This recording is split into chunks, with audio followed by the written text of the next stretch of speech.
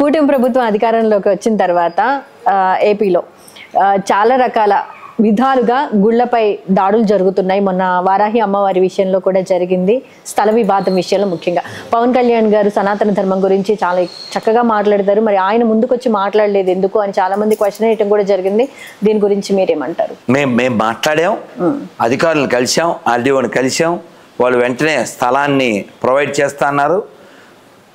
అక్కడ 144 సెక్షన్ తీసేశారు. అంటే అది ఏ ప్రభుత్వంలో జరిగినా దేవాలయాల మీద దాడి జరిగితే వాళ్ళని కఠినంగా శిక్షించాలి, దేవాలయాన్ని రక్షించాలి. ఇది జరగాలంటే ఏం చేయాలి? బాధ్యత కలిగి ఉండాలి. ఎవరికి? గవర్నమెంట్ వాళ్ళకి ఉండాలి, హిందువులకు కూడా ఉండాలి. మనం ఎవరిని ఇప్పుడు నేను మొన్న తిరుమల వెళ్ళాను, హుండీ దగ్గర కూడా పోలేదు నేను. నమస్కారం, అన్నమయ్యకు దండం పెట్టా, రామానుజ వారికి దండం పెట్టా, లోపల వెంకటేశ్వరం దండం పెట్టా, నరసింహస్వామి దండం పెట్టా, హుండీ కూడా దండం పెట్టా, ఒక్క రూపాయి కూడా వేయలే, ప్రశాంతిని వచ్చాను. ఏం చెప్తున్నాను? ఏమర్థమవుతుంది మీకు? ఏమర్థమవుతుంది? మీ డబ్బుల్ని బాగా పెద్ద పెద్ద గుళ్ళల్లో వేయకండి. మీ ఊళ్ళో చిన్న గుళ్ళు ఉంటాయి కదా, వాటిల్లో వేయండి. మీ ఊళ్ళో పేదవాళ్ళు ఉంటారే, వాళ్ళకి ఇవ్వండి. భగవద్గీతలు కొని లేదు రామాయణం కొని మీ ఊళ్ళో స్టూడెంట్స్కి ఇవ్వండి. ఆర్మీ వాళ్ళకు ఉపకారం చేయండి. రైతులకి విత్తనాలు కొనివ్వండి. 6 కోట్లు పెట్టి వెంకటేశ్వరకి ఎందుకు ఇవ్వాలి? వెంకటేశ్వరం ఆల్రెడీ ఇచ్చే కదా, లక్ష్మీనాథుడు కదా. అదే మీ ఊళ్ళో ఉండే 10 దేవాలయాలకి 6 కోట్లు ఖర్చు పెడితే ఎంత బాగుంటుందంటావు? మీ ఊళ్ళో మైకులు పెట్టిస్తే ఎంత బాగుంటుందంటావు? కానీ ఇది దేవుడి మీద నమ్మకము, ఆ పలానా ప్లేస్కున్న ప్రాశస్త్యం మీద ఆధారపడి ఉంటుంది కదా గురువు గారు. ఇప్పుడు భావం గ్రహించాలి. ఉదాహరణకి అది మీకు హౌ టు ఎక్స్ప్లెయిన్ కాదమ్మా. ఇప్పుడు ఆల్రెడీ మీరు భోజనం చేసి వచ్చారమ్మా. ఒక తండ్రి స్థానంలో ఆయన, ఒక అన్న స్థానంలో నేను. ఇప్పుడే నీకోసమే తెప్పించాం అని 20 రకాలు పెడితే ఎలా తింటారమ్మా? గురువు గారు మాది అభిమానమే, మాది అభిమానం. As a father, as a brother అభిమానం. అది ఆల్రెడీ తినొచ్చావుగా. ఆడేమో ఆకలితో చచ్చిపోతున్నాడు, ఏమైనా పెట్టండి. ఆడి పెట్టచ్చుగా, ఇది పెట్టచ్చుగా. కరకరలాడుతుంటే మా అమ్మాయి తినాలి, తర్వాత నువ్వు అంటే అట్లది ఎలా? ఆల్రెడీ ఉన్నవాళ్ళకి ఎందుకు పెట్టాలి కదా. అందుకని డోంట్. ఇప్పుడు మెంటల్ ఎంత తప్పు, సెంటిమెంట్లు కూడా అంతే తప్పు. ఓకే, వీడి మెంటల్ అంటావా, అది ఎంత తప్పు, సెంటిమెంట్లు కూడా అంతే తప్పు. నువ్వు దేంతో పని చేయాలో భౌతికత చెప్పింది. నాకు వీడి ఇష్టం అని చెప్పాడు కృష్ణుడు. ఎవడు వాడు? నా దగ్గర 4 వస్తారు అని చెప్పాడు. ఎవరా 4? అర్థో జిజ్ఞాసు అర్ధార్థి జ్ఞానీచ భరతర్షభ. అంటే ఏంటి? నా దగ్గరికి వచ్చేవాళ్ళు కష్టాల్లో ఉన్న వాళ్ళు వస్తారు. జిజ్ఞాసులు, అసలు ఏంటిది ఈ దేవుడు చెయ్యాలని పెట్టాడు, ఆ చేతిలో ఆయుధం ఎందుకుంది, అసలు ఫ్రూట్ ఎందుకుంది, భౌతికత ఎందుకు చెప్పాడు, అది కూడా యుద్ధంలో ఎందుకు చెప్పాడు, యుద్ధానికి ముందు ఎందుకు చెప్పాడు, క్యూరియాసిటీ వస్తాడు ఒకడు. వాడు నాకు ఇష్టం. ఒకడు చాలా కష్టాలు స్వామి వస్తాడు. ఇంకొకడు స్వామి పైసలు కావాలి స్వామి, అర్ధ అంటే డబ్బులు. ఇంకొకడు ఉంటాడే లాస్ట్, వాడు జ్ఞానీచ భరతర్షభ అంటాడు కృష్ణుడు. Who comes with knowledge.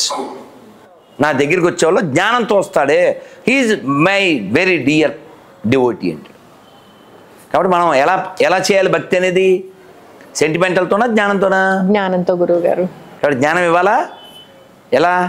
చదవడం ద్వారా, చెప్పడం ద్వారా, వినడం ద్వారా. నువ్వు భౌతిక చదువు, భాగవతం చదువు, రామాయణం చదువు, భారతం చదువు, ఉపనిషత్తులు చదువు. ఎన్నున్నాయి? మనం 1000 ఏళ్ళు జీవించినా అవ్వవు అన్ని పుస్తకాలు ఉన్నాయి. కాబట్టి అవి చదివి జ్ఞానాన్ని పెంచుకోవాలంట. యాక్ట్ విత్ నాలెడ్జ్ కదా. లేదా మీలాంటి గురువు గారు చెప్పే మాటలు వినడం ద్వారా అంట. మీరు ఎప్పుడైనా అమెరికా వెళ్ళారా? లేదు గురువు గారు. అమెరికాలో ఎటువైపు డ్రైవ్ చేయాలో తెలుసా? రైట్. అక్కడ రైట్ ఈజ్ రైట్. అదైందా? మా ఊళ్ళో అలాగ ఉండదండి, మా ఊళ్ళో లెఫ్ట్ అండి అంటే అది థెఫ్ట్ అండి, వీడికి ఇవ్వండి గిఫ్ట్ అండి అంటారు. ఇప్పుడు మనం ఎప్పుడన్నా పోలీసు పట్టుకుంటే మన వాళ్ళు ఏం చేస్తారు? జేబులో చేపెట్టి ఇలా ఏదైనా తీసి చెయ్యి తడుపుదాం అనుకుంటాడు. రోబోలో చూశారుగా, తడుపు కోసే అంటే కోసేస్తారు కదా రోబో. అలాంటి పనులు చేస్తారు. కానీ అమెరికాలో నువ్వు చేయి పెడితే వేసేస్తారు నిన్ను. నువ్వు లైసెన్స్ కూడా వాడు అడిగినప్పుడే తీయాలి. లైసెన్స్ ఉందండి అని జైల్లో జేబులో చేయట్టకూడదు. వాడు అడిగితేనే ఓకే సార్ 1 minute అని తీయాలి. నువ్వు జేబులో చేపెడితే వాడు ఏమనుకుంటాడు, ఇంకో దేనికోసమో ఇటు గన్న కోసం పెట్టాను, ఆడు గన్న తీసి బన్న లెక్క నేను చంపెత్తాడు.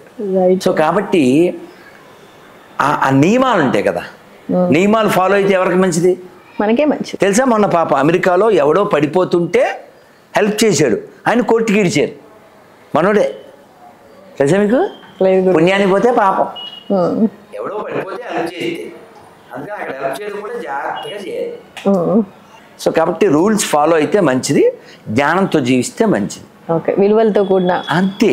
అందుకని అంతా ఎక్కడ ఆధారపడింది, అమ్మ మీద, నాన్న మీద, గురువుల మీద. పొద్దున్న హ్యాబిట్స్ ఉంటాయే.